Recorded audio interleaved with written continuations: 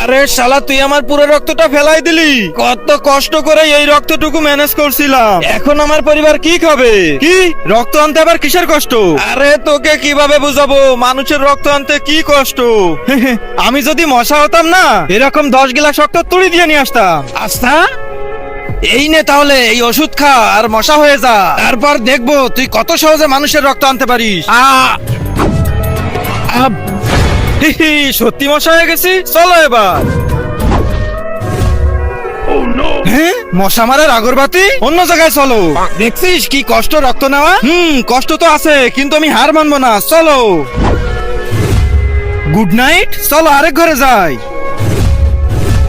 দাঁড়াও, আগে চারপাশ ভালো করে দেখে নি। এই তো, এ কিছু জ্বালায়নি, যাই এর রক্ত চুষে নিয়ে আসি।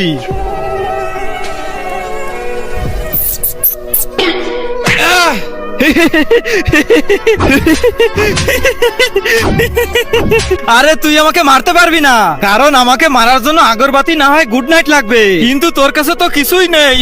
আমার কাছে ওর থেকেও ভয়ঙ্কর জিনিস আছে। কি? এই দেখ তাহলে। তার আগে যারা চ্যানেলটিকে সাবস্ক্রাইব করে দিবে তাদের মা বাবা যেন অনেক দিন বেঁচে থাকে, আর যারা ভিডিওটাতে লাইক কমেন্ট করে দিবে তাদের মনের আশা যেন পূরণ হয়ে যায়। কমেন্টে বলে যাও আই লাভ ইউ মা বাবা। ওরে কি গন্ধ রে, মরে গেলাম রে। কেমন লাগে এবার?